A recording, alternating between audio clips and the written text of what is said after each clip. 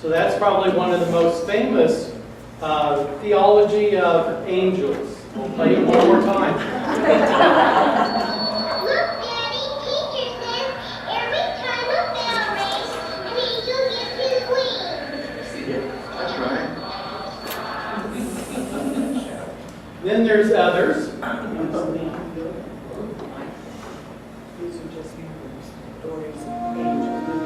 Dad, when are we going to be a family again? A boy searching for a future. I'd say when the angels put a pen in. Williams and Norton collide. The coach is low. A coach running from his past. Are you cracking up? Or is this a repeat of Cincinnati? No, it's nothing like that. And a team that's their only prayer. It's a thing called talent.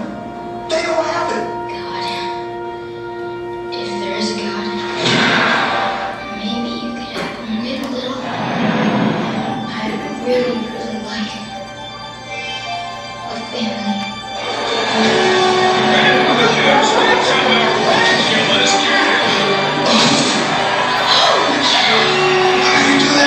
Two angels came out of the sky and they picked up Ed Williams. Great. A psycho kid. Oh, please don't bring me. No. Just call me Al. No one can see me or hear me but you. Do you believe in angels? Most of those chili dogs I ate before them. Really do see something, don't you? It's some kind of sin. I'll go with that, okay? Here we go again.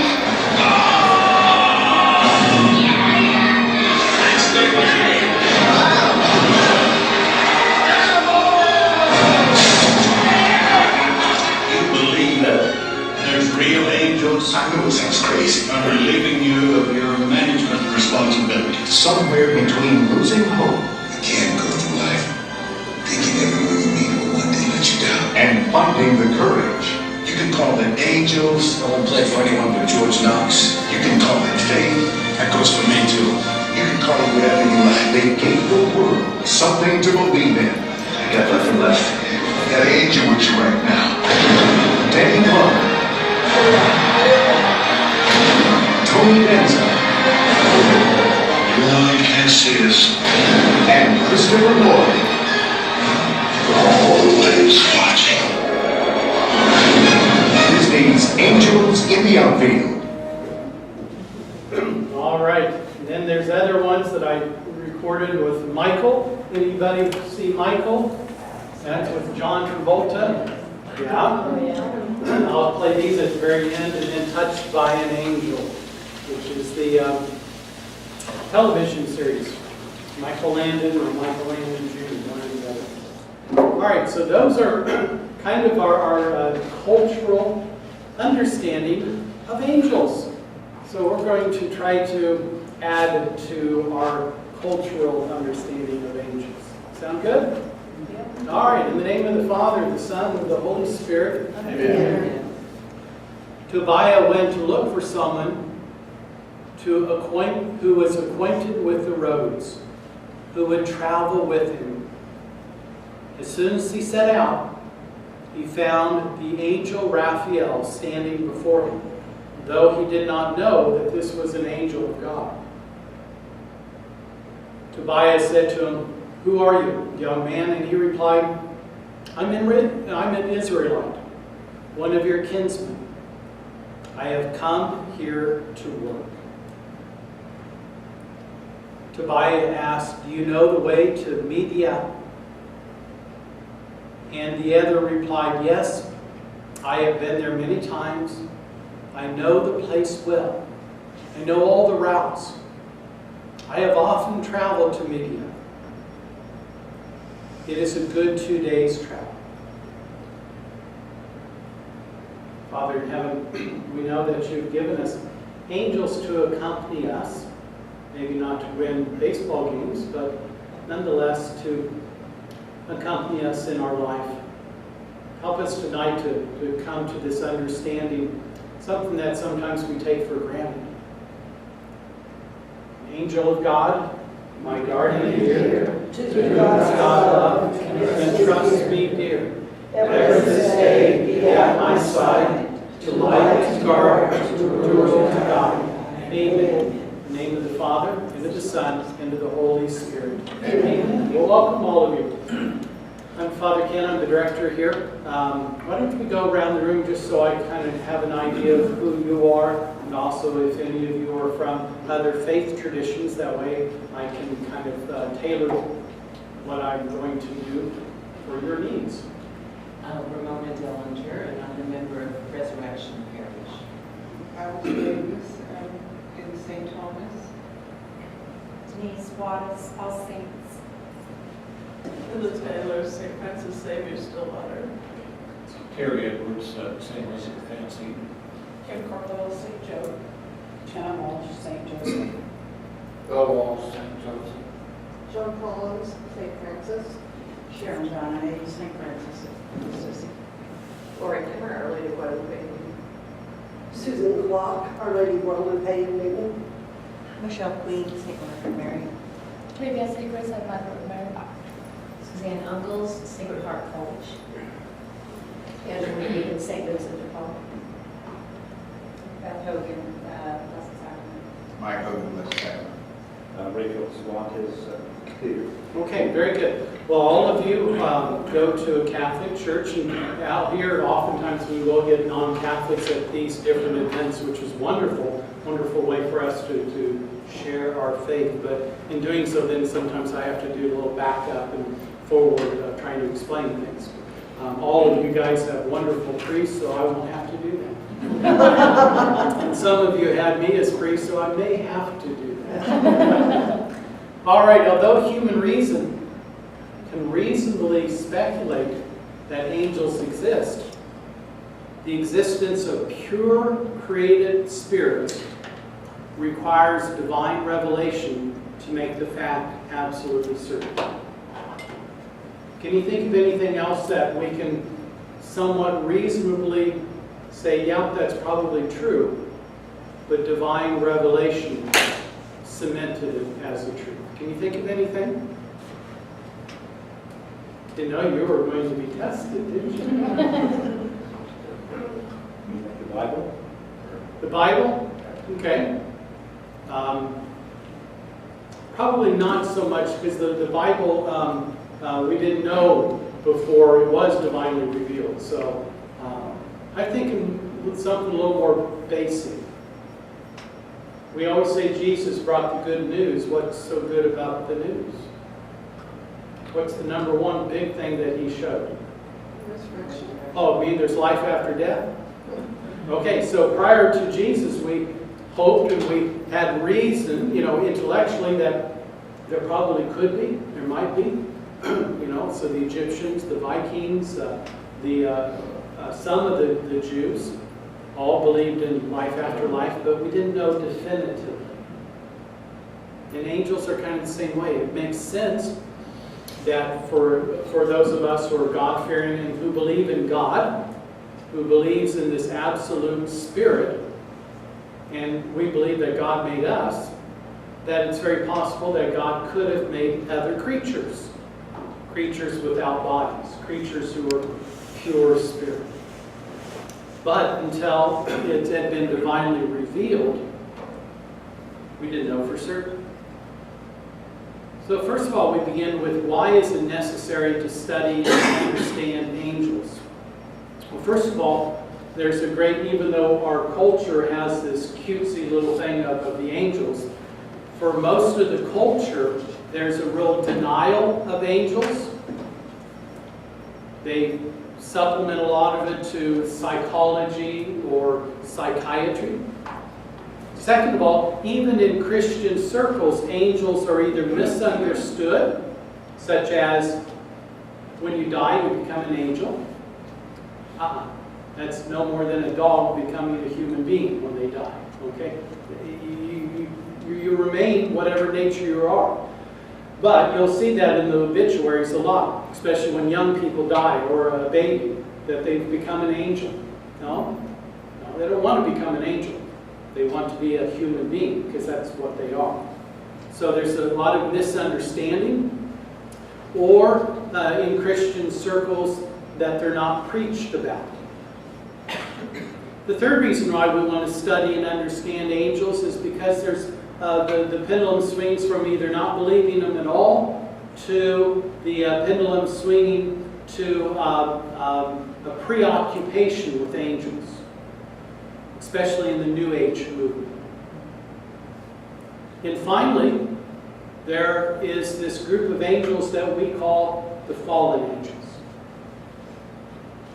And it's important to understand our adversary. Angels play a major role in the history of God's dealing with human beings. I read from the 5th chapter of the book of Tobit. You guys familiar with it? Wonderful book. It's got bird poop. It's got cataracts. It's got pouring fish oil into your eyes. And it's got angels. And for those of us who are dog lovers, it has a dog in it. Because not only does the angel Raphael go with Tobit, but so does a dog. So in the 6th chapter, the dog picks up the trail too. But the book of Tobit was not recognized by the Jewish circles. That's why many of our Protestant brothers and sisters do not have it in their Bible. At the time of Christ, it was not included as sacred canon. It was included as Jewish, their Bible, as we might say. Why? Because many of the Jews didn't believe in angels. The Pharisees did. The Pharisees believed in life after life. The Pharisees believed in angels. That's why Jesus was with the Pharisees so much, and that's why the Pharisees were arguing with Jesus, is because they were so close. And then there's always the joke about the Sadducees. They didn't believe in eternal life and in angels, and that's why they were sad, you see. But the vast majority of the Jewish circles didn't believe necessarily in angels. They play a major role in our history, from the dawn of creation when the evil spirit successfully tempted our first parents,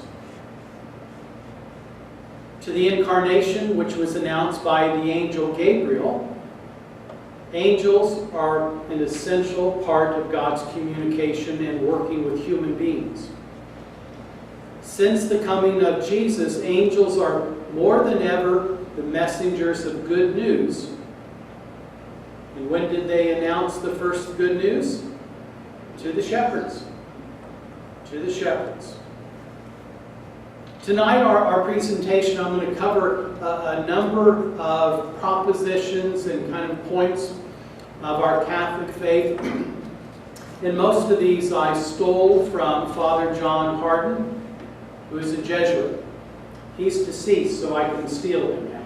Okay? And he wrote a book called The Catechism of Angels. Catechism of Angels. But what we're going to cover tonight is, first of all, that God created the angelic world.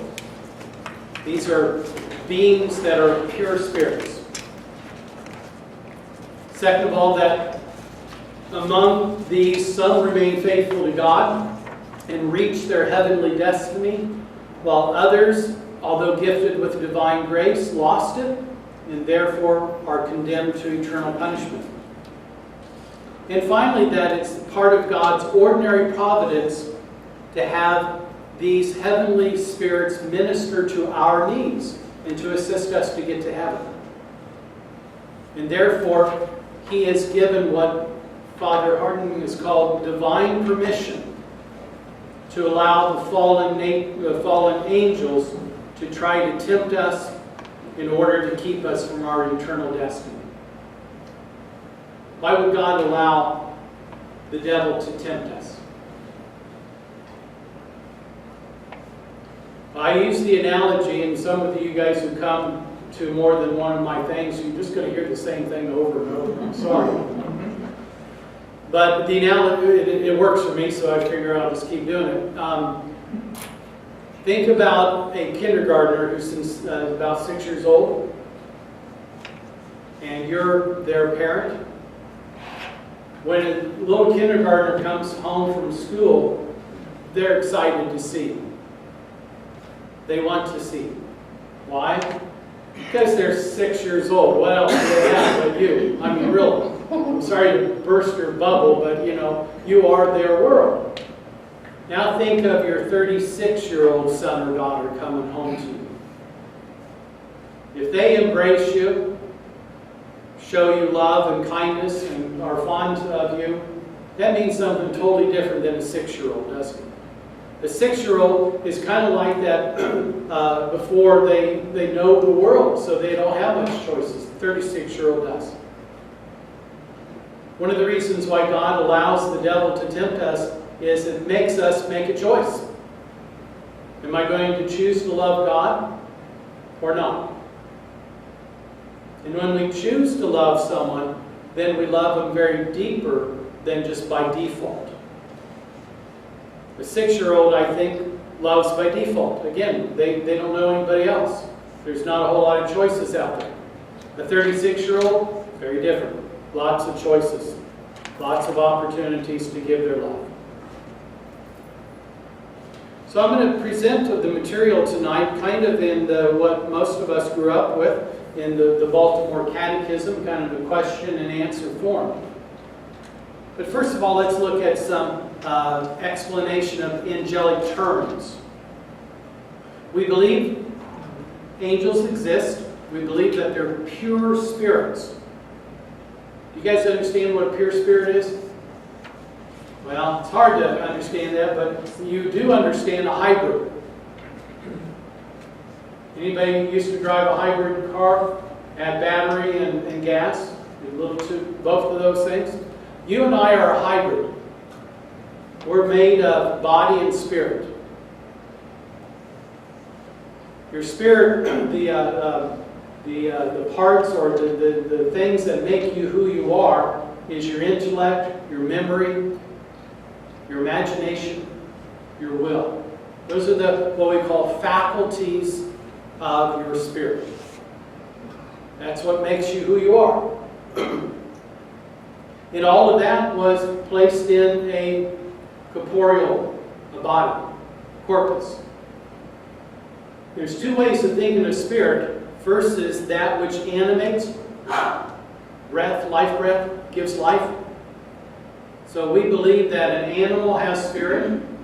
We believe that plants have spirit. And we believe that human beings have spirit. Why? Because they're alive. They have life. So if that plant was alive, which it's not, but if it was, alive, what direction would it grow? Towards the sun. So it's going to go to that window. So if I put it next to the window, it would really lean over there, and I'd have to keep turning the pot, right? Why? Because it's alive. If I put that over there, I don't have to turn the pot. I don't even have to water it because it's really dead. No spirit, no life, no animation. Sometimes we get this confused in Catholic philosophy because, in fact, we call that the soul. The life breath is the soul. So you'll hear theologians say that a dog has a soul, that a plant has a soul, that a worm has a soul. Let's translate that to Americanisms. We would call it spirit. We got spirit? Yes, we do. We got spirit. How about you? Okay, so we know what spirit is. So spirit is life breath, but spirit is also the faculties of your intellect, your memory, your imagination, your will. All of us, we're all old enough here that we've experienced death. We've watched someone die. There's a moment when they're there, and there's a moment when they're not. What is left? Spirit. Their spirit. So angels are pure spirit. Can we fully comprehend that? Not necessarily. That's why Jesus used analogies like wind, like fire, that sort of thing. But we believe that the angels are pure spirits, some who persevered in grace and entered into heaven, others sinned and were damned. The good angels were sent as guardians, but demons tempt us to sin. If I got to be here, I'm going to take as many people down with me as I can. So first of all, the word angel comes from angelos, which is a Greek word, which means one who is sent, or a messenger. One who is sent. An angel is a spiritual creature superior to human beings and often commissioned by God for certain duties on earth, like baseball games. St. Augustine wrote, quote, "The name angel belongs to his office, not to his nature." You ask, what is the name of his nature? He is spirit. You ask, what is the name of his office? He is angel. So our nature is human. Plant. Animal. So we have certain natures. So the nature of an angel is spirit. What does it do? It's a messenger.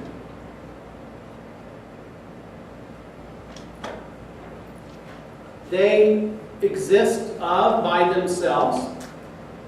They are not personifications of God. So sometimes we get that kind of confused, especially in modern culture. Is this just God, or is this separate? And the scriptures don't help us. Do you remember Isaac, who was wrestling, or Jacob, who was wrestling with the angel, who turned out to be God?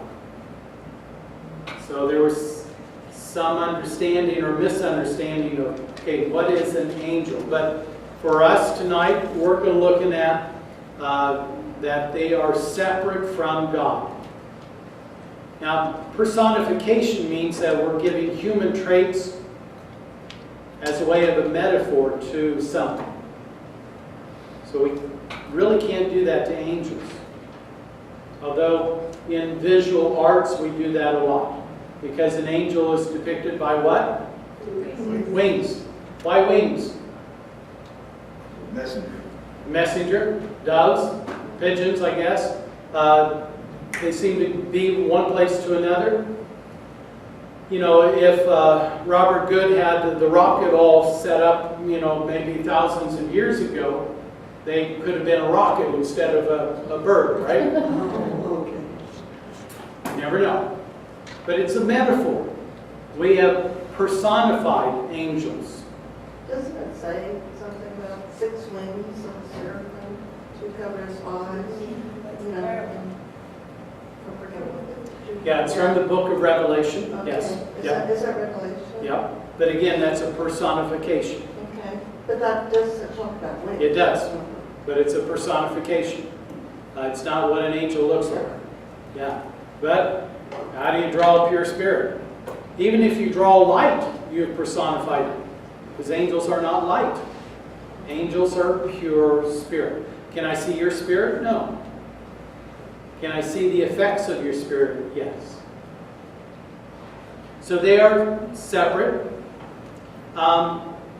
They are spiritual substances because they're both different from and superior by nature to human beings. Because you and I are matter and spirit, where they are just purely spirit.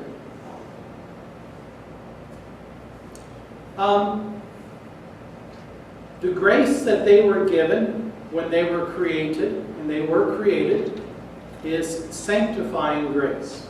You guys remember your Baltimore Catechism?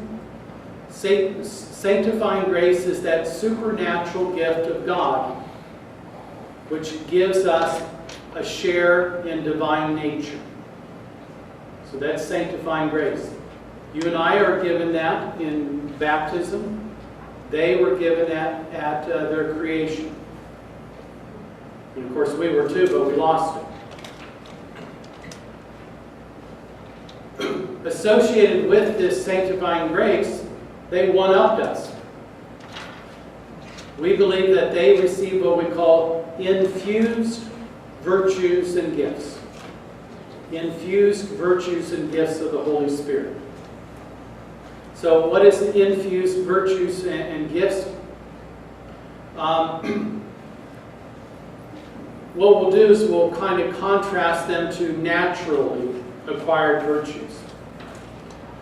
So a natural virtue are acquired and strengthened by repeated acts, habits, over and over and over. So for those of you who have had children, they naturally came out kind and considerate and loving. Right. Is that true? I know my mother's children did. No. So those, they may have had some genetic virtues insofar as that they have a disposition that's more kind, because for those of you who have kids, you do kind of wonder, where did all these kids come from? Because were they really from the husband and I? Because they're so different. So some personalities might be a little bit more kinder or more generous or whatnot. So they're different. But nonetheless, they have to, by habitual repetition, learn various virtues. The angels, this was given to them supernaturally. It was infused into their souls. And so they didn't have to work at being good. Could you name some of the virtues you're talking about? Kindness, generosity, love, eating cookies and not getting fat. That's terrible. Or for those of us with bodies, temperance, of not eating cookies. Okay? All right. So a natural virtue dispose your faculties, your thoughts, your feelings, your desires to follow the dictates of reason, while supernatural virtues dispose you to follow reason illuminated by faith. So let me unpack that a little bit.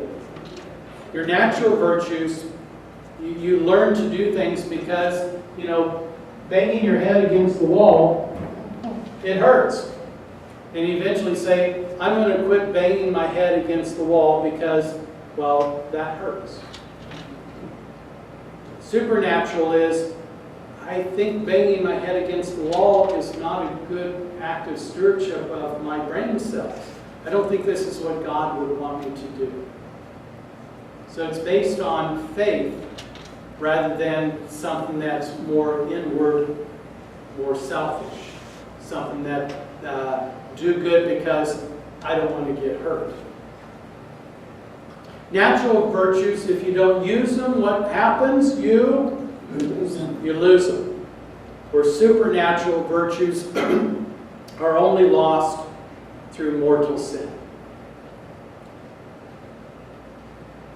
Natural virtues increase with ease, and supernatural virtues, they don't increase because they're already given to you in your fullness. So we believe that the angels were given supernatural virtues, infused. For you and I, as fallen human nature, we kind of have to work for it, don't we? Now you can see where perhaps why God sends these spirits to help us. All right, here's a trick question, sort of. Were the angels created in heaven?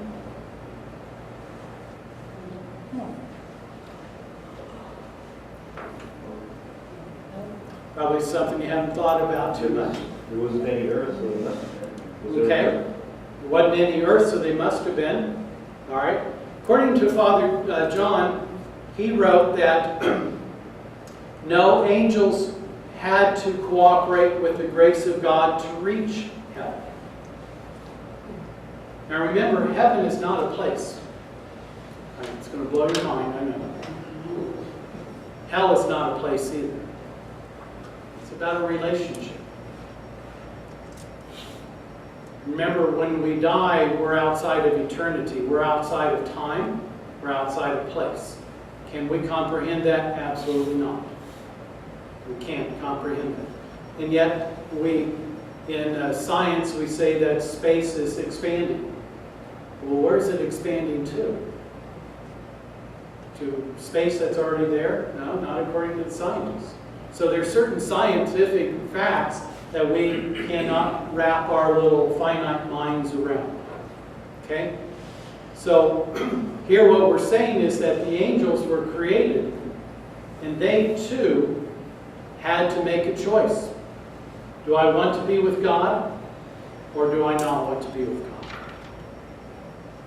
Therefore, they weren't created in their goal, their destiny, where they were supposed to be. They were given that choice. Will I follow the Lord or not? So it's about a relationship, not a place. So let me push you a little bit more. How many of you guys like snakes? Okay, there's always one in the room.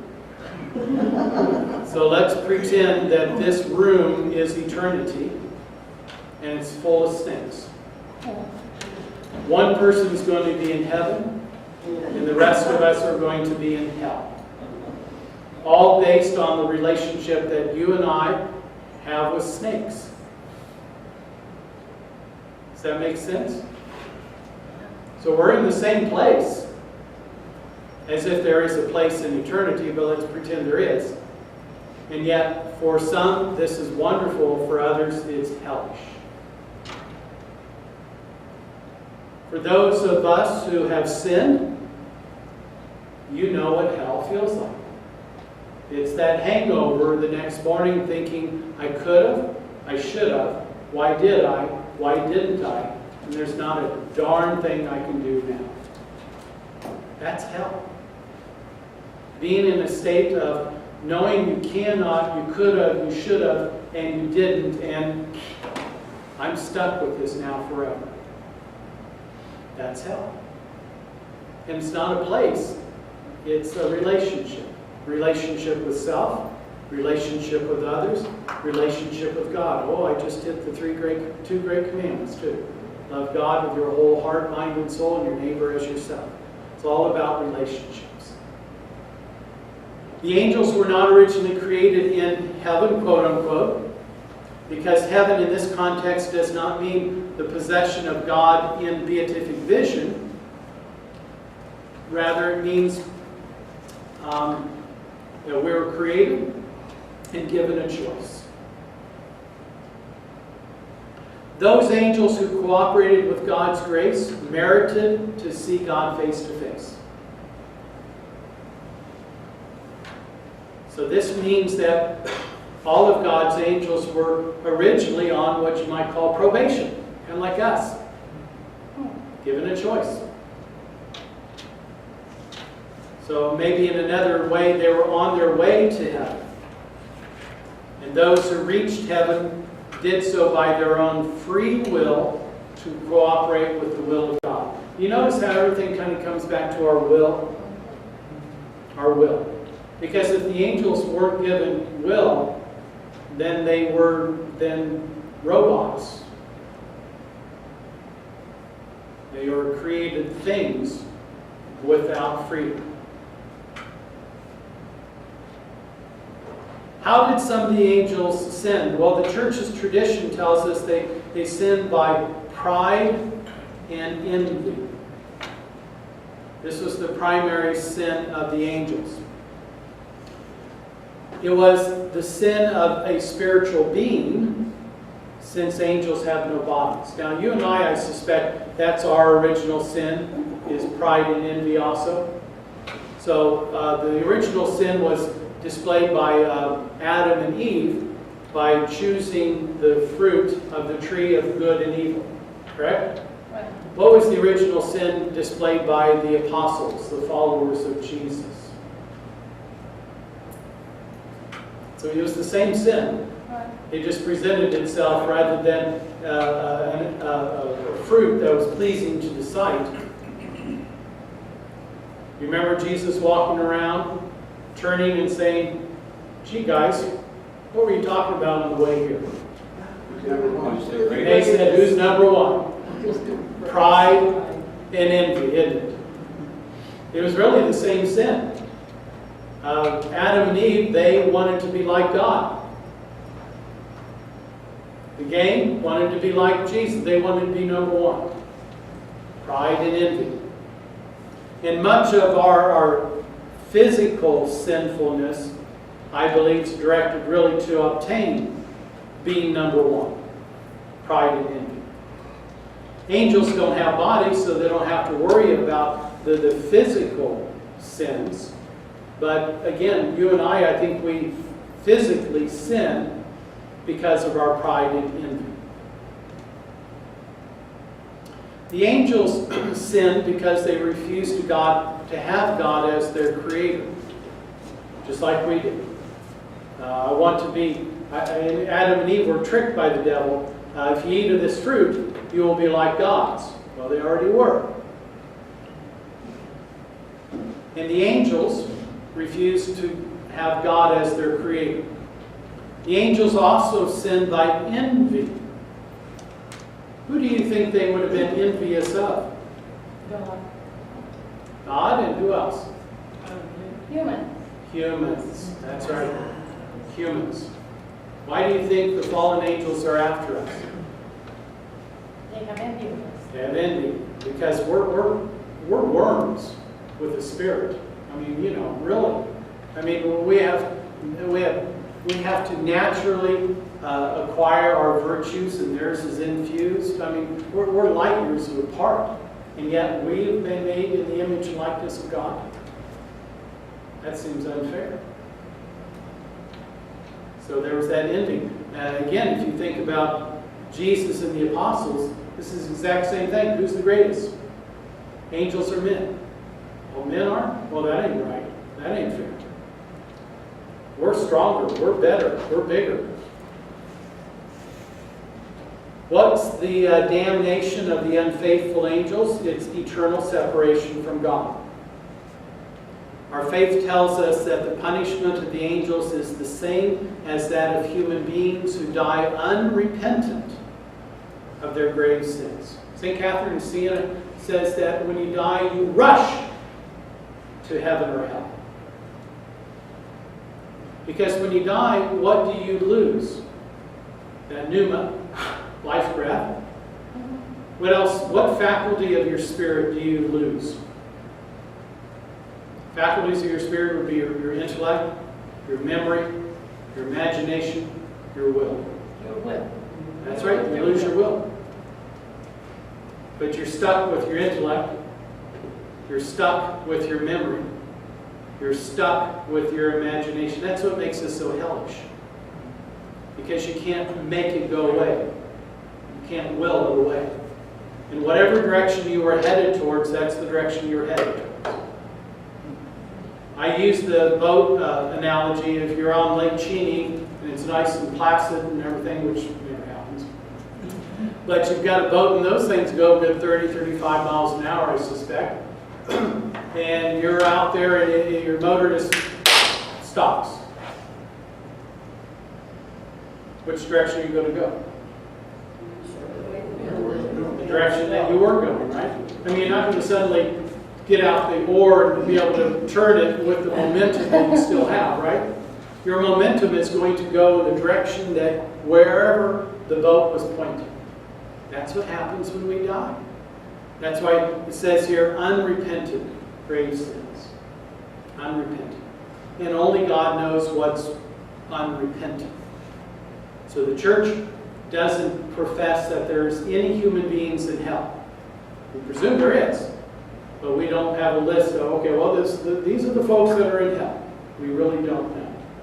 We do know there is one entity in hell, and that's Lucifer. That's the devil. What's the mission of the good angels? Well, their mission is expressed by the term to be sent. So they're going forth from God as the sender. And they provide us with a new presence with respect to the visible world. So they bring God's presence, as you might say, into the world. What are the offices of the good angels? Well, there's various responsibilities or offices with relation to God, with relation to Jesus, with relation to one another, with relation to the human race. With God, what do you think their duties are? Praise, bless, adore, respond with perfect obedience to the will of God. I love that. I think it's in the second Eucharistic prayer, the New Translation, where we're ministering to God. Have you noticed that word? That we are ministering to God. That we give God thanks, allowing us to minister to Him. Normally when you think about ministering, we're ministering from a superior position to an inferior. Because, well, you need my help, so I'm going to minister to your needs. That's not always true. We think about the angels ministering to God.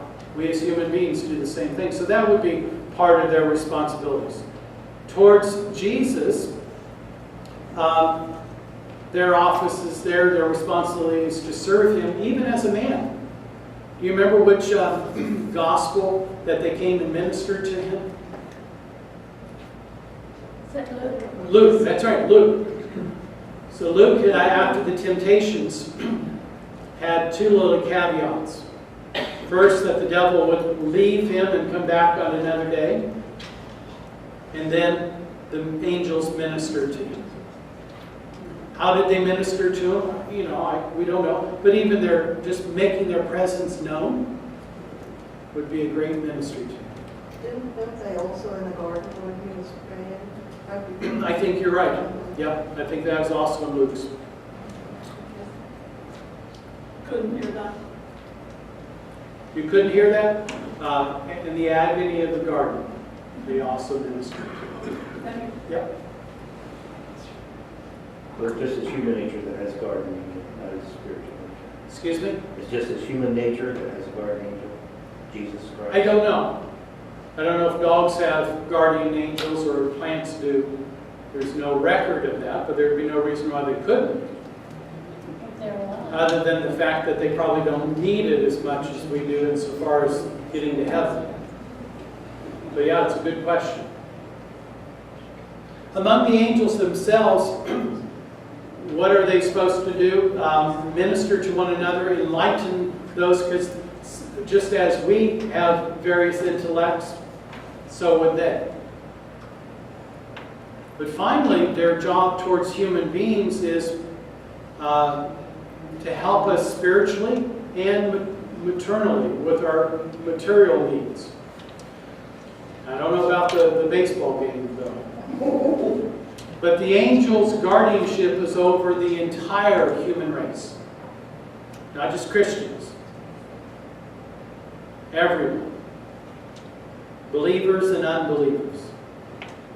Including those who have not reached the use of reason, which the church obviously has never been a parent, because the church says that begins at about 6 years old. Is that right, parents? By six years old, they're reasonable? That's what I was thinking. Thinking about 26, maybe? 22?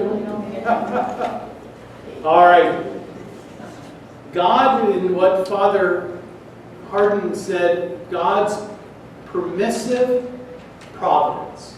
I like that word. Permissive providence. So in other words, he didn't say, I'm not telling you to do this, but I'm going to allow this to happen.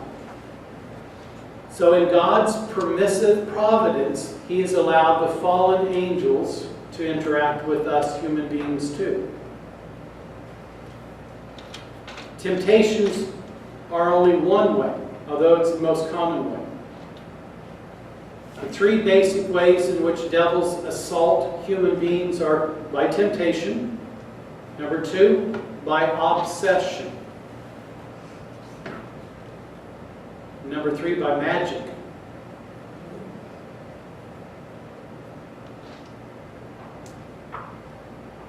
We'll explain a little bit more about that as we go along.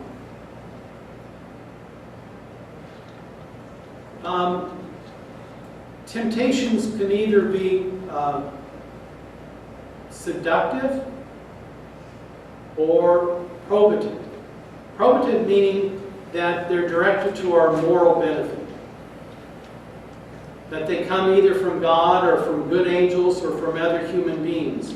In other language, we call this a trial. That God is testing us. St. Ignatius, he said, well, why does good things happen to good people? He said there's three reasons. First reason, very crudely, this is my translation, it's your own damn fault. You put yourself in that situation, you shot yourself in the foot. Okay, all right, God allows you to do that, so it's your fault. Second, God allowed bad things to happen to you to test you like gold is being tested in fire. Now, we all do that all the time, don't we? So we have no clue what that really means. But it refines you. It separates. All right? Can you think of another example of separating something that would be for your good? Maybe if you're sifting flour or something like that. But anyway, you're separating things. So all you'd have to do, I give the example, if you went to your doctor today and the doctor at 9 o'clock this morning said, you have cancer. Things are going to get sifted pretty quick. The worries at 7 o'clock that morning are going to be very different at 7 o'clock that night. Because what was important just ain't that important anymore. And we all have those moments at various times, either ourselves or loved ones. So things get sifted very quickly, separated through a trial. And oftentimes when we get through that, we thank the Lord, Lord, I really was going off the deep end, worried about this, that, and the other. And those aren't really that important. It's kind of the Robert Fulghum theology. You guys are familiar with him. I learned everything I needed to know in kindergarten. Don't sweat the small things, and they're all small things.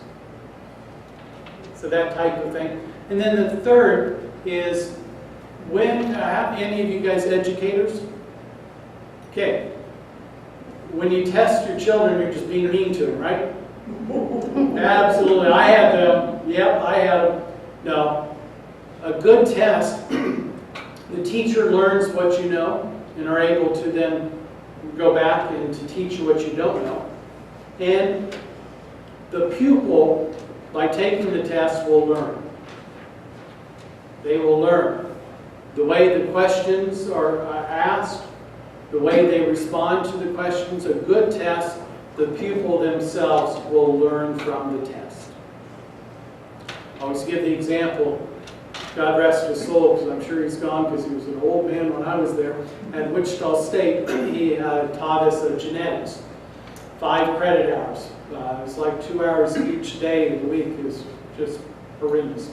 But the poor man was a professor who never learned how to give a test.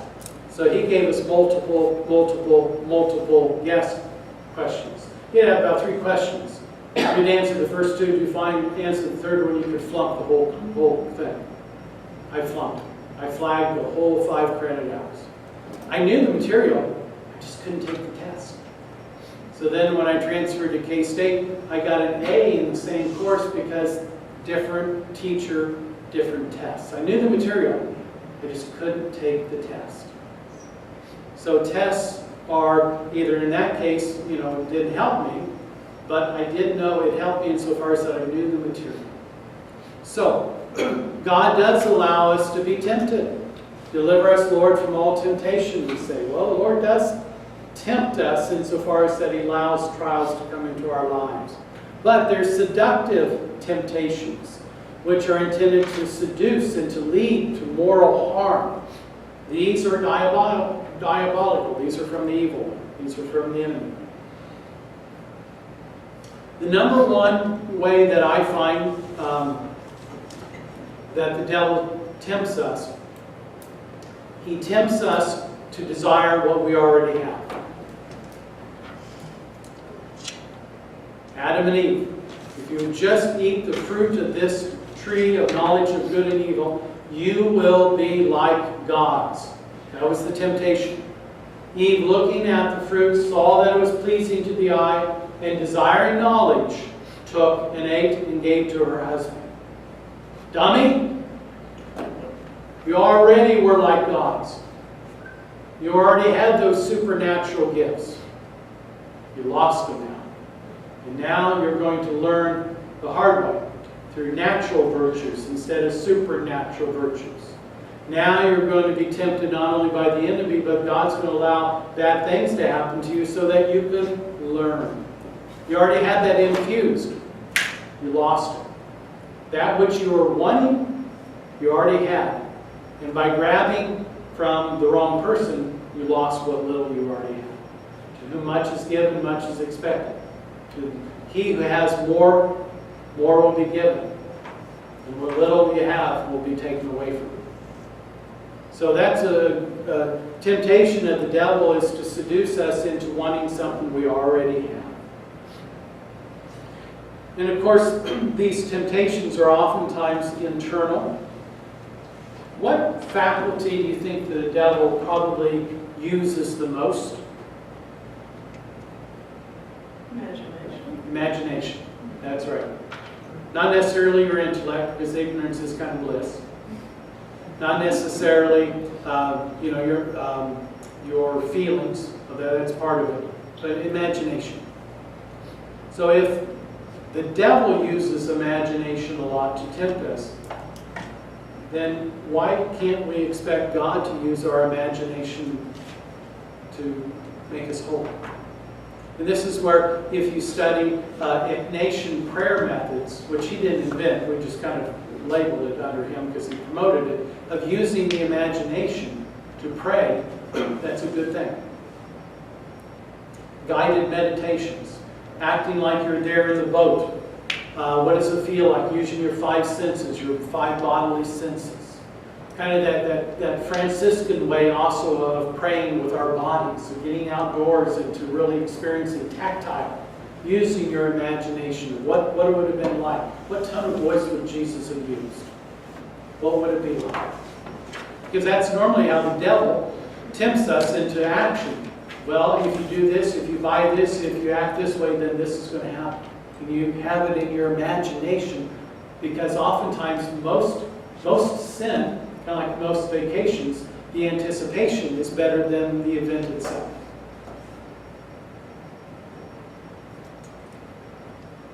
So our imagination is often what the devil will use. The devil might also use our faculties of sight and sound, of taste and smell, and of bodily feelings in seducing us.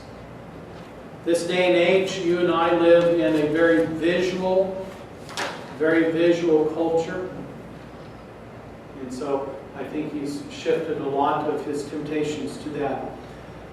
A couple of months ago we did some things on Eastern religions, yoga, centering prayer, some of those practices. And there's always a danger in some of those things to open yourself up to the enemy, because you are being vulnerable. You're opening yourself to the Lord, is what you're supposed to do. But by calming your mind down, you might bring some memories of the past that maybe aren't so with you. Okay? So a lot of times people will say, we can't do any of that sort of Eastern stuff. We can't do any of this meditation. We shouldn't do any of the centering prayer because you open up yourself to the Lord. Well, or to the devil. But I would say that that is minusculely problematic compared to your smartphone. Your smartphone opens you up to a heck of a lot more of the enemy than calming your mind down. A lot more. And that's where we're at today. And again, it's all visual. And that desire that if I buy this, if I do this, if I hook up with this person, then I will get this in return. Is it new? No. The tactics of the devil is not new, but the mechanics are always evolving, aren't they? They're developing. We think that, I grew up, I was born in the early 60s, 62, and so you think about the sexual revolution in the 60s and the 70s. We have this Wichita Adore ministry. And I gently suggested, think of a different acronym rather than WHAM. And they're like, why? I said, well, WHAM was a gay boy band. Really? Yes, it was. In the 80s. George Michael and all that WHAM. So, but this generation, of course, that's past that. But in the generations that I was growing up in the 60s, 70s, and 80s, it was a sexual, cultural. Today it's pornographic. So we're no longer sexual innuendos like Wham was. It's just pornographic. So the kids that are growing up today are growing up in a very, very difficult culture. And again, the demonic temptations, especially through the imagination, especially through faculties of sight and sound. All those sort of things are ways that it can back to us. All right, we're going to take a little break here. There's a restroom right around the corner here. There's downstairs also. So get something to drink, something to eat, and we'll come back in 10 minutes, okay?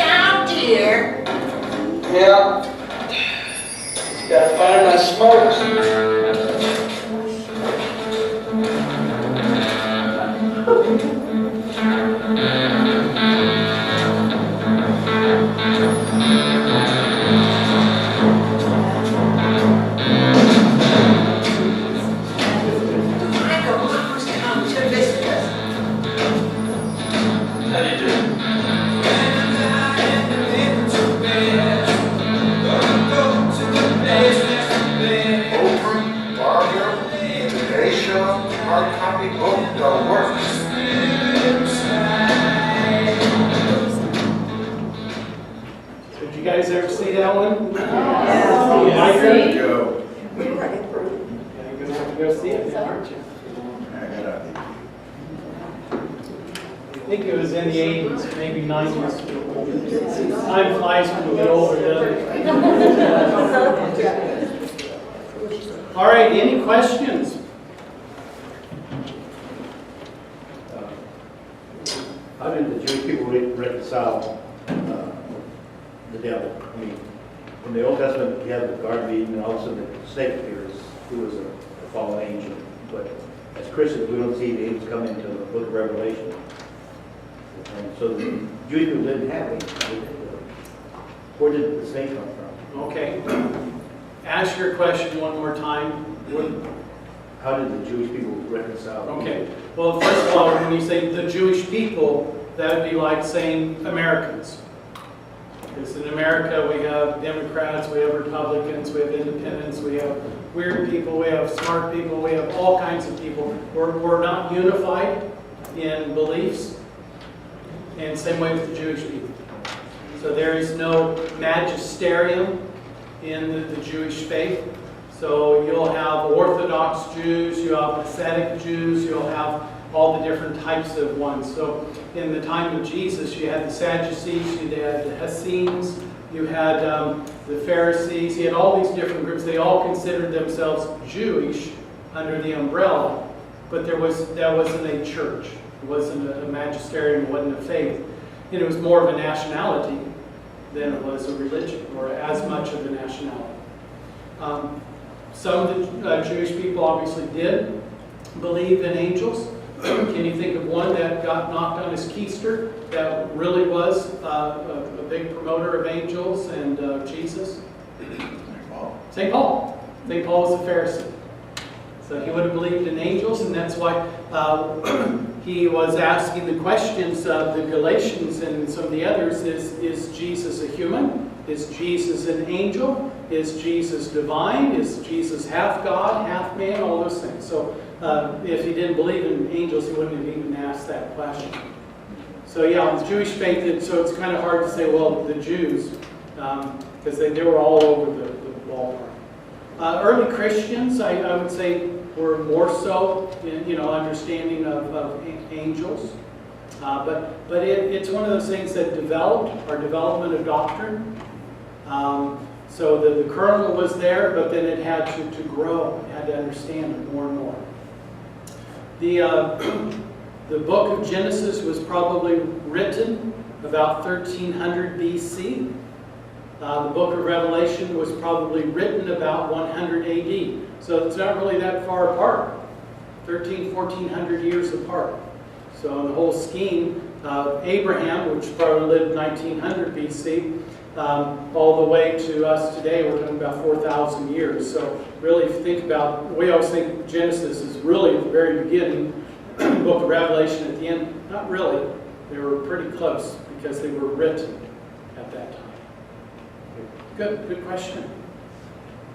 And I don't know how many angels will fit on the head of the pig.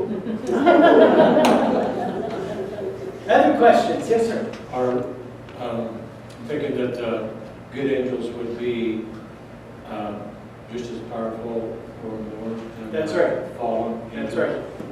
Yeah. So if you're tempted, and you want to, invoke your guardian angel, that would be more. That's right. Absolutely. Yeah. Yes. Are you going to talk about angels hierarchy? No. No? No. Archangels, angels? Yeah. St. Thomas treats that real well, so you can Google it. But those are just traditional things. I mean, do we know? Did God reveal that to us? Not necessarily. Okay, so we have assigned, there again, the development of doctrine. If you would have told St. Paul, now the archangel went to Mary, you would have gone, huh? What do you mean, archangel? Yeah, so we have kind of developed that understanding of these hierarchy of angels. And St. Thomas is the one who really put it on pencil to paper. Thank you. Yep. Now, when I was a younger priest, I could have probably just schmoozed my way through that, but today I can just say, I don't know. It's in a book, look it up. But we do name a lot of those in the Eucharistic prayer, I've noticed now, especially with the new translation. Yeah. So all the different hierarchies, which is kind of cool. Other questions? Yes? So every person has an angel, That's what we believe. and you have that angel for your whole existence. That's what we believe. Even Yeah. after you die, you have your angel. I don't know. I don't know if they're reassigned.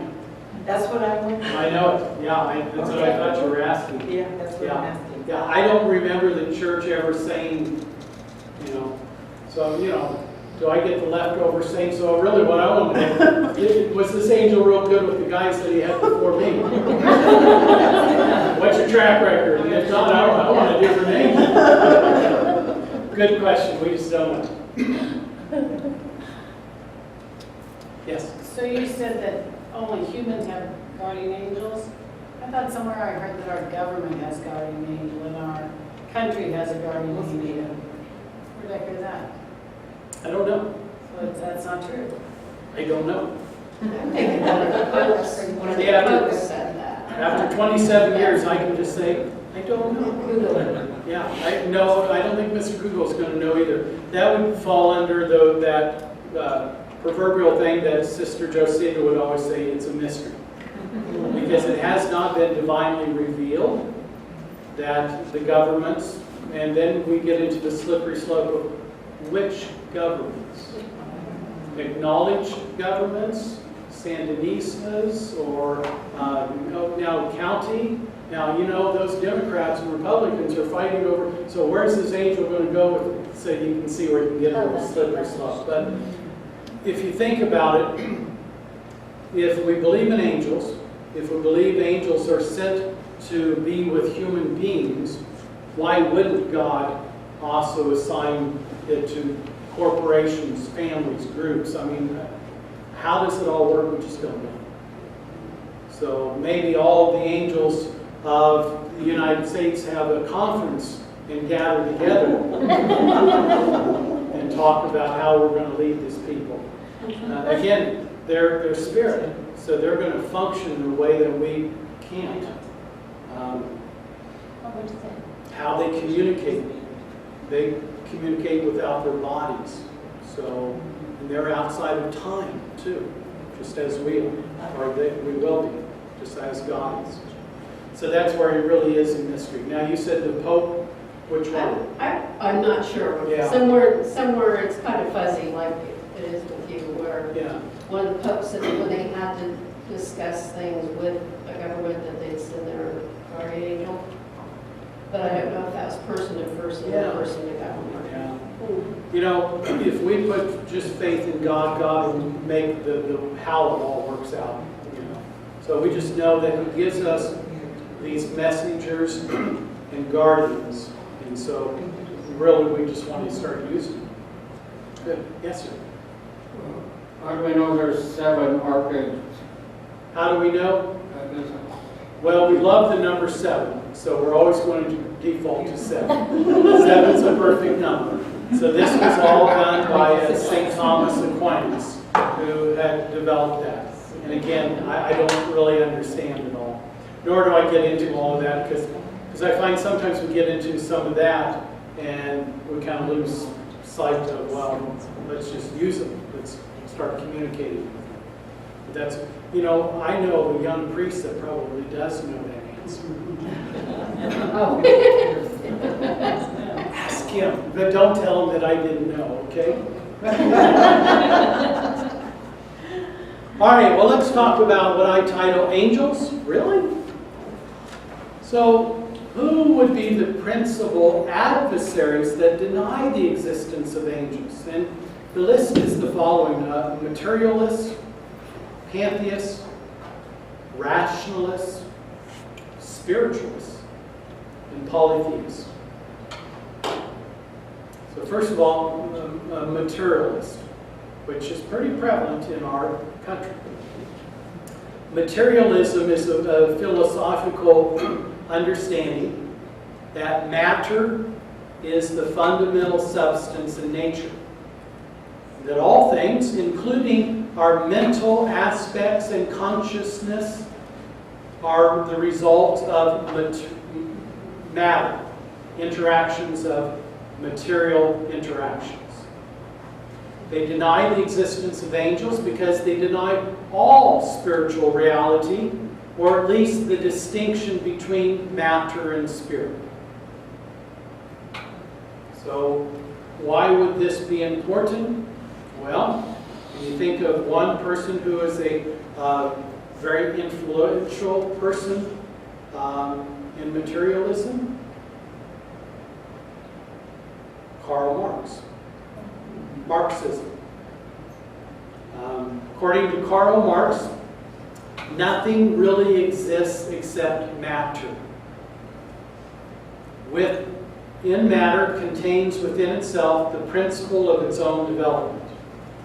In other words, even what we call spirit developed from matter. Karl Marx would say that man is the spearhead of this necessary evolution.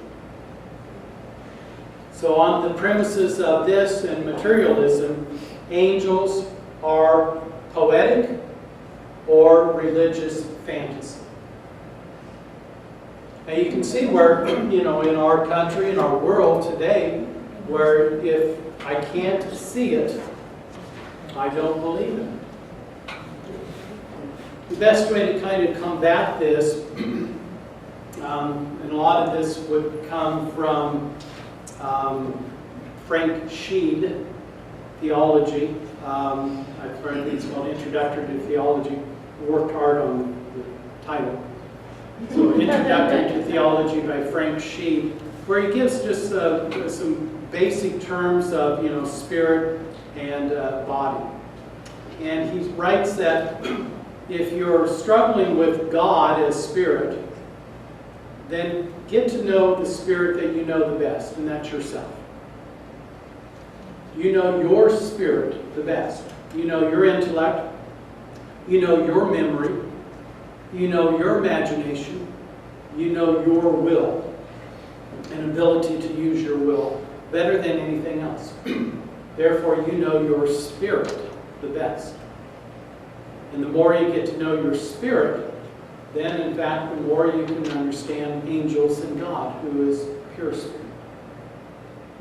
But just that understanding of who we are. And that's why the church has always been a great promoter of science, especially psychology and psychiatric skills, because what we're doing is tapping into one's spirit, intellect, memory, imagination, will.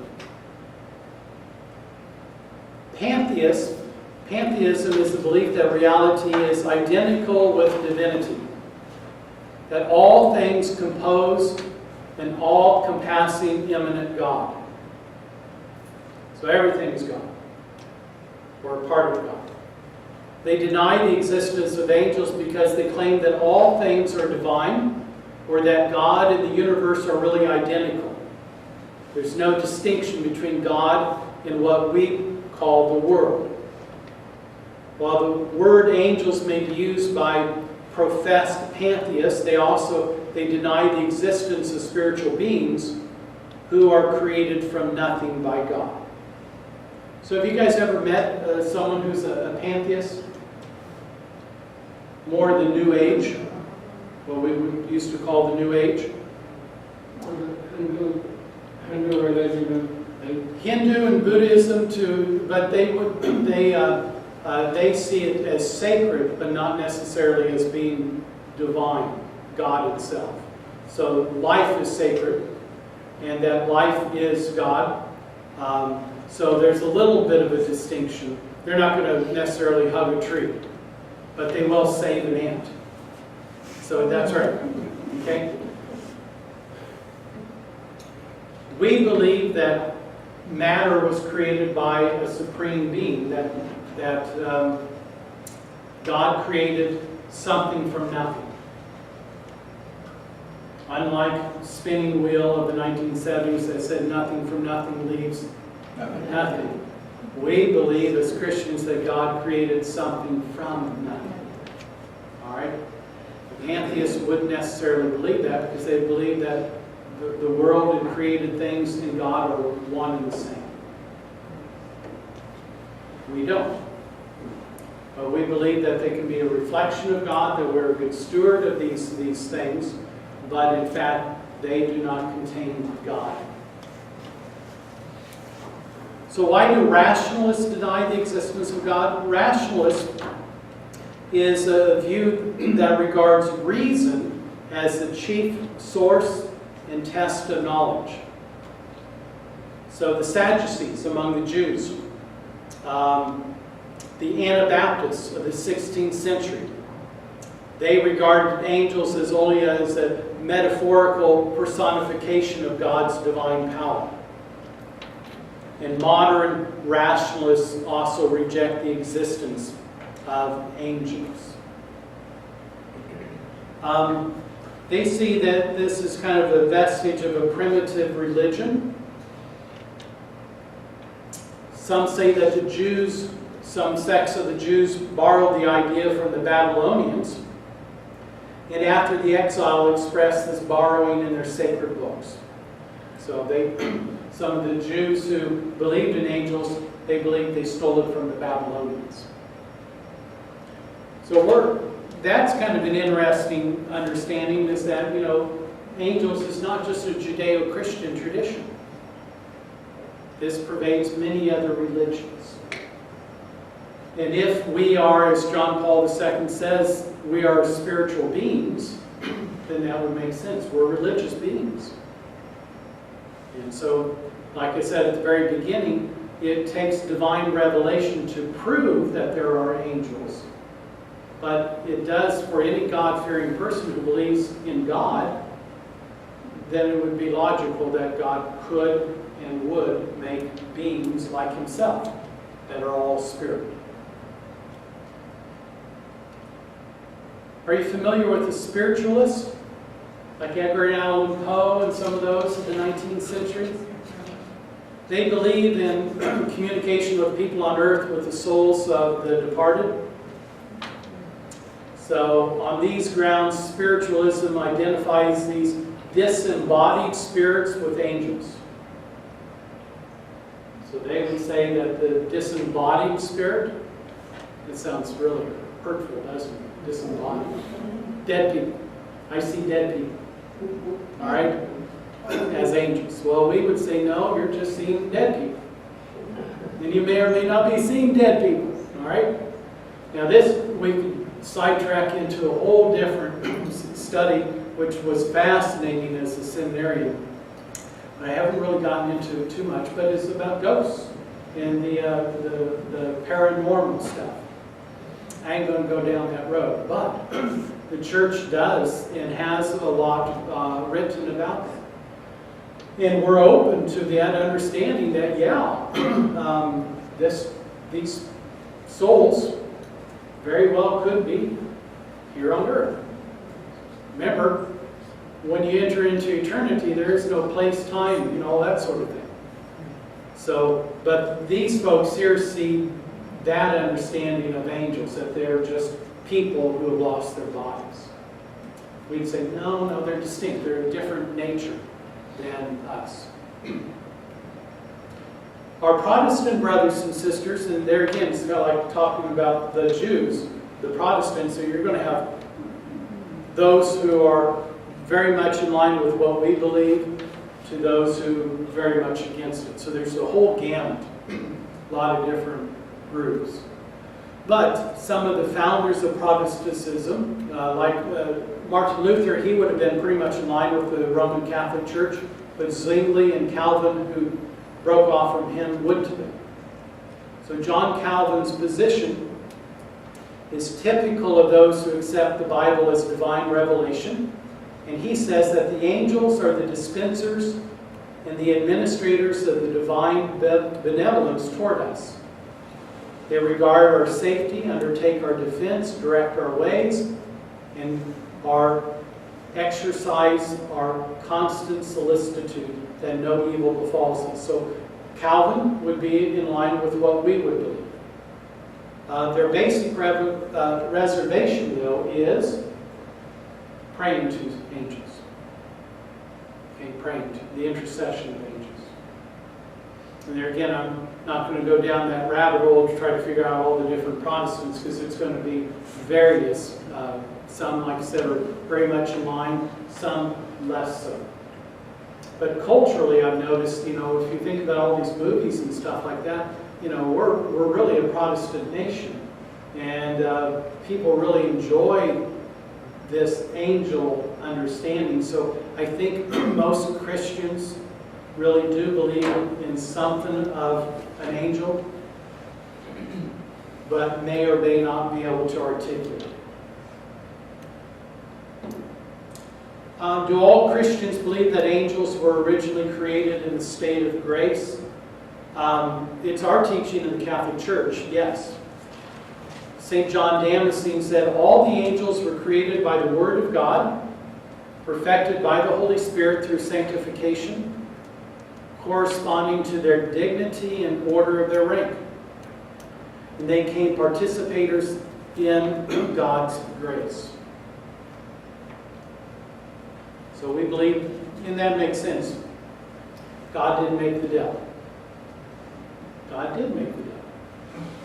God didn't make the angel a devil, but he did make the angel. Does that make sense? So the devil made himself the devil.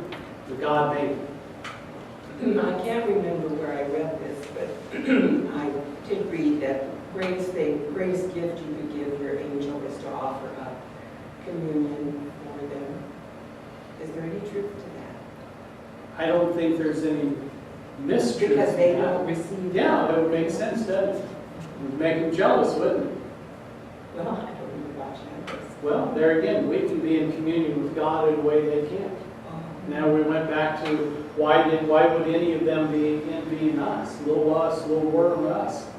But that would be because we can receive. Yeah. And all of the sacraments. Yeah. Yes. I have something to share that's related to a question that was asked earlier. This is Peter Craft, I guess is how you pronounce it, called Angels and Demons, but it says, how can we be sure each of us has a guardian angel? Jesus says, Matthew 18, verse 10, and the church has always taught it. So there is one scripture citation about guardian angels. That's right. Well, it's a good segue to the ecclesiastical authority of the existence of angels. What is the church? How do we say that we prove?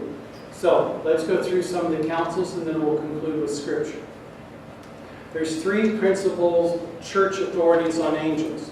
The Fourth Lateran Council, the First Vatican Council, and the Second Vatican Council. So the First Lateran Council was in 1215 AD.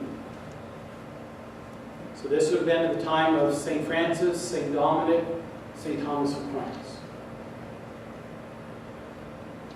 The church, because we like to save on gas and hotel fares, we choose not to come together in conferences.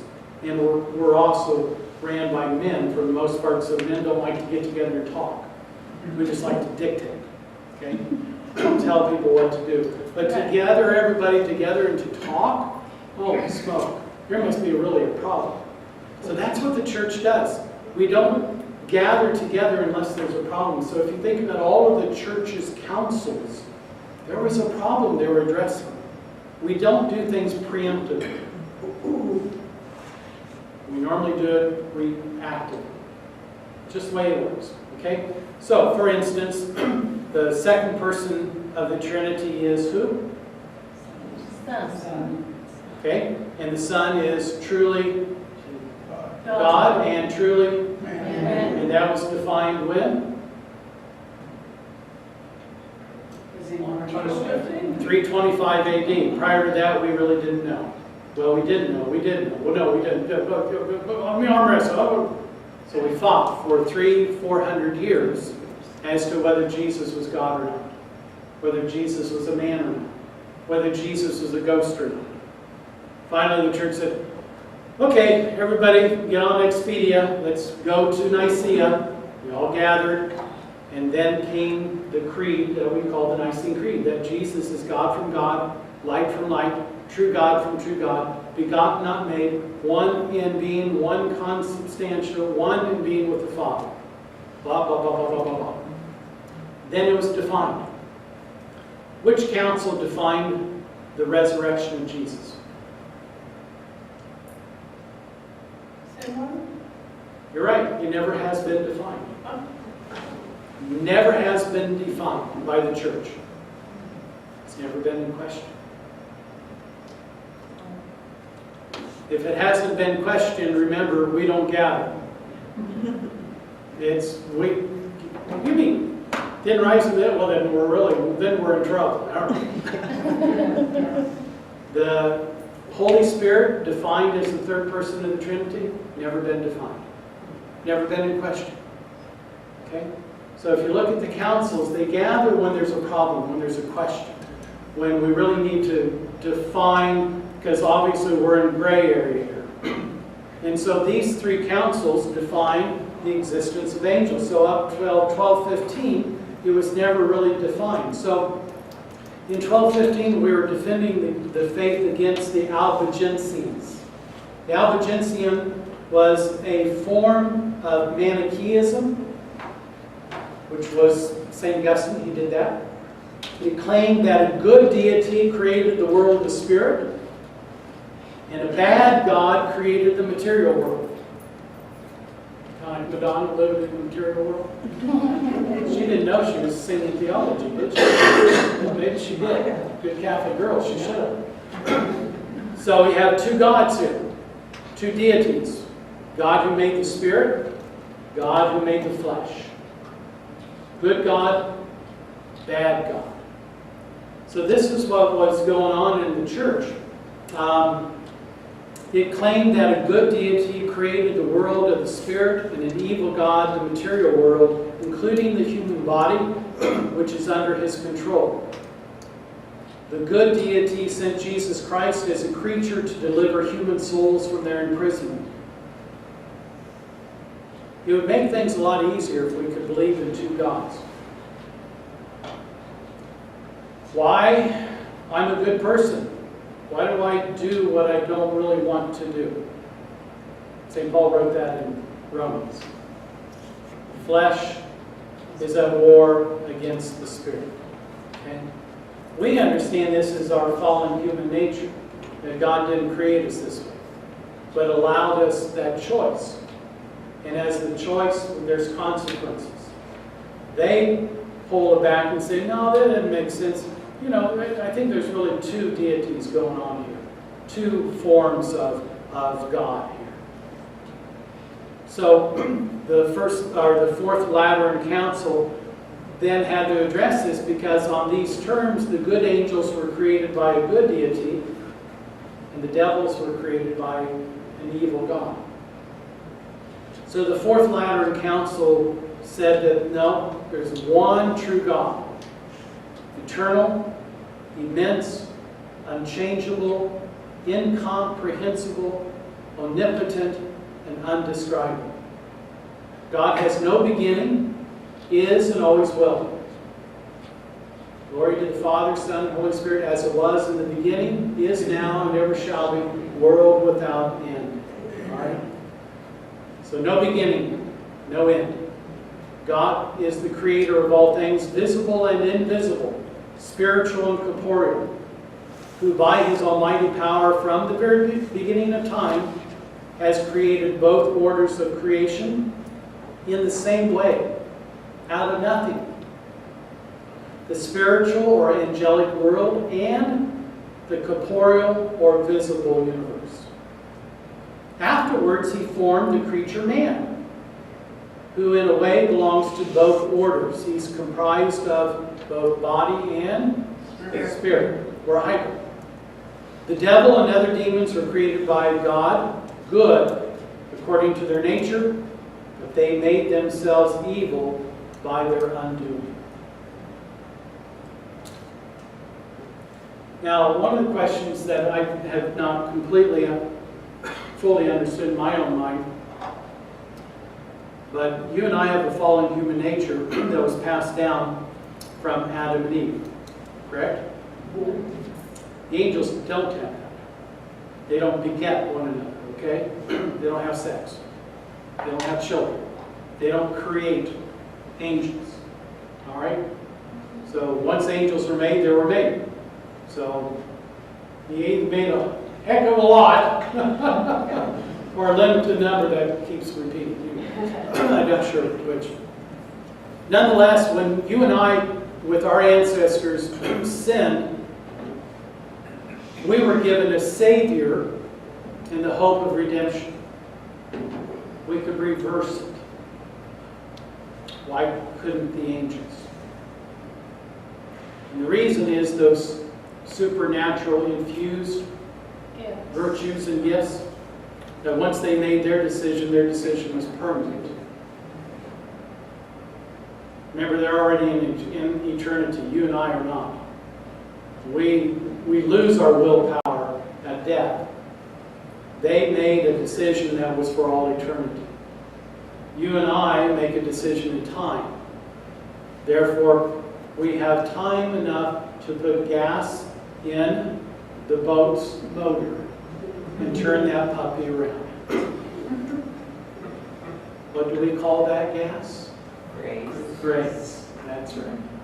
That's right. So you probably have to unpack that even more to understand the nature of angels, to understand why their one decision sent them in a hellish relationship and why we're not. And then, could God send them a Messiah? So that's a great question. Theologically, we'd probably say no, because it was a permanent decision, but God's all merciful. These are the sort of things theologians talk about over the dinner table, especially if they've been drinking a little bit. It's what I call kind of speculative theology. And these are the sort of things you couldn't preach from the pulpit because it would put people to sleep. But it's intriguing, you know. Or maybe God did send a Savior to the angels. I don't know. All right. The First Vatican Council, 1870. You guys remember it? Sure. Okay. Well, many of you do remember it because when did it close? 1958.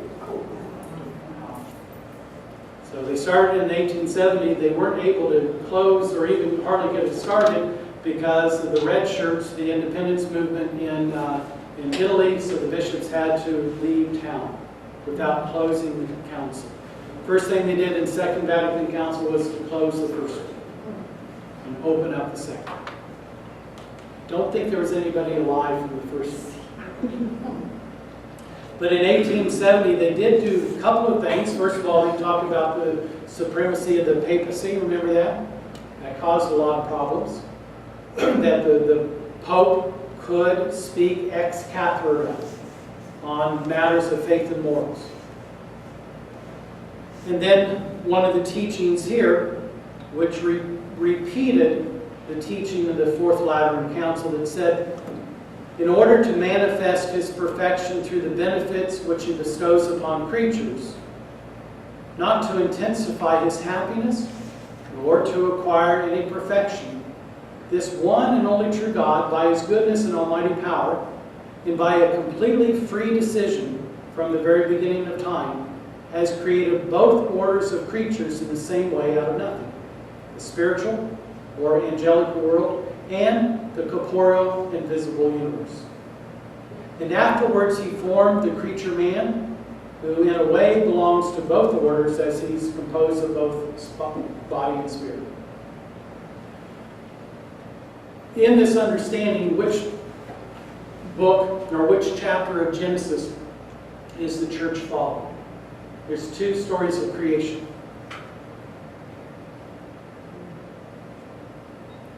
One has man created first, and the other has man created last. First story of creation, the first chapter of Genesis, we have the 12 days of Christmas song. Only it's the 7 days of creation song. And it was sung. It was a sonnet. On the first day, God created this. The second day, remember, created light and all that stuff, all the animals and all the creatures, blah, blah, blah, blah. And then he created man, male and female. He created them. And he saw that they were very good. Not just good, but very good. So he created the spiritual world, the unseen, created the visible. And then he created man, who is a combination of both. Where in the second story of creation, if you notice, we have man, and then God creates a garden for him. Then he creates a lazy boy and puts him to sleep to create woman. Okay? Different story. But what we're saying as a church is that God created you and I, both the angels and human beings, out of nothing. He created the world, he created the material, he created the spirits, and we are a hybrid of both. We're very unique. Very, very unique in God's creation. Second Vatican Council in 1964 said, the church has always believed that the apostles and Christ's martyrs, who gave the supreme richness of faith and charity by shedding of their blood, are closely united with the Blessed Virgin Mary and the holy angels, with a special love, and has asked piously for the help of their intercession.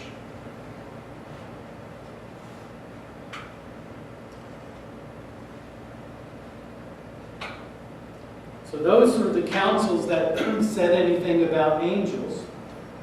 Scriptures are written tradition from Genesis to the book of Revelation. We hear about the existence of angels. It permeates the entire Old Testament. The cherubim are present in paradise after the fall of our first parents and receive the commission to watch over the garden of God. You remember that? The seraphim that's going to guard the Garden of Eden? Why? To keep them out. Why? They got sin. They were expelled for their own darn good. They now have the knowledge of good and evil. They're naked. They're now at war with nature itself. Whereas before the kid was lying with the lion. Now the lion wants to eat the kid and the humans and Adam and Eve. They're in trouble. What was that other tree in the Garden of Eden that they weren't supposed to eat? 2 trees. Knowledge of good and evil and tree of life. If they eat that tree, what's going to happen? They're forever, ever and ever stuck in this wretched state.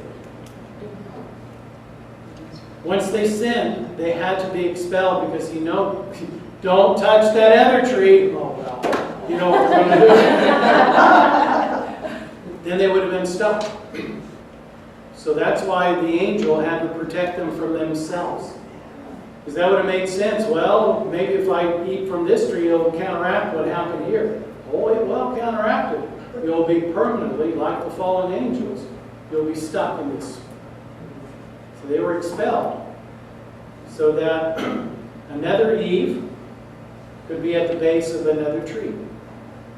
And that other Eve, of course, was Mary. And that other tree, of course, was the cross with the new Adam. So the angels was really protecting us in this metaphor, this story of the Old Testament of being expelled.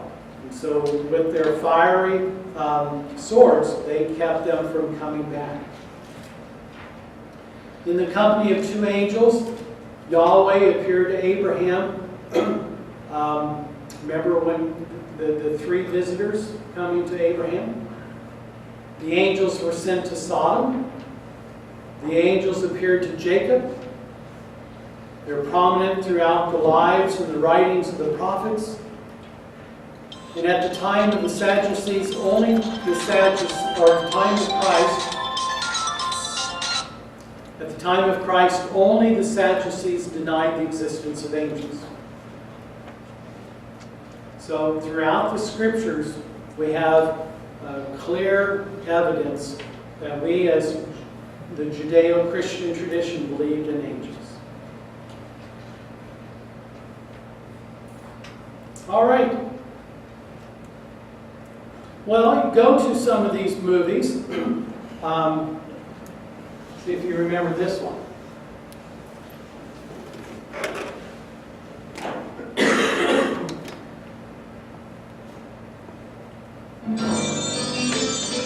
When you walk down the road, heavy burden, heavy load, I will rise and I will walk with you. I'll walk with you till the sun don't even shine. Walk with you every time. I tell you, I'll walk with you. Believe me, I'll walk with you. So that was the show called Touched by an Angel. Remember it? All right. So it's kind of fun to watch those shows because there's a yearning that we have that we want to believe, and it's true, that God makes himself visible to us human beings. How does he do that? We believe one of the ways is through angels. How do they do that? Well, there's lots of different ways. Could it be that they appear as human beings? Could be. Did it Abraham? So keep your eyes out. But if you hear the bells, not getting their wings. All right. Questions? Just a question. You're using all the, how to say it, more PG ones, but what about supernatural, where the battles of the angels are? I'm not familiar with those. TV series, Supernatural. I haven't watched all that much, but they have Really? battles of angels Okay, I've never heard of in it. human form. Okay. Yeah, I watched that a little. I'm not familiar with it, yeah. Is it modern now? Yeah, it's on now. Yeah, actually, it's For you and I, like, modern might be the 1980s. well, I think it's in fifth or sixth or seventh season or something like that on TV. Yeah, I've never heard of that. It's on So. CW station. You can get them on DVDs now. Okay. You might find that interesting for the Yeah. battle between the angels. Sure. Good. Your term permissive providence. Yeah. That seems like a misnomer. I mean, providence is the protective care of God, right? Yes, And then permissive, he's allowing us to be tested by sin. that's right. How do you, I mean, seems like would logically we say that permissive providence. You have children, That's not okay? Normally, when you send them out, you try to give them, you don't try to protect them around. You don't put them, you'd like to sometimes, I'm sure, put them in a cocoon. But rather, the metaphor when you try to put a safety net underneath them. So you don't try to prevent them from falling, you try to help them when they do fall. Because you know it's only through falling that they're going to learn. So I don't know how many of you parents tell your children, do not drink. But when you do, by darn, you give me a call and I'll come and get you. And I won't give you a hard time. That'd be very simple. Make sense? Yeah. Okay, good. Good questions. All right, glory be to the Father, to the Son, and to the Holy Spirit, as it was in the beginning, is now, and ever shall be, world without end. And may Almighty God bless you, the Father, the Son, and the Holy Spirit. Drive as slow as your angels fly.